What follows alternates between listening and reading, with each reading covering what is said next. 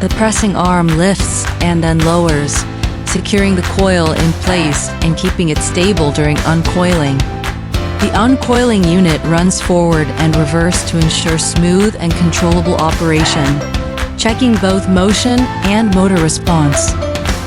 After the current coil is finished, the decoiler heads rotate to bring the other coil into position, ready for the next operation. This double head design speeds up coil changeover, reduces downtime, and keeps operations running smoothly throughout the process.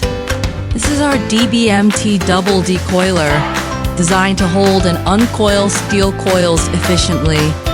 It provides steady material flow for subsequent processes and improves productivity in production lines.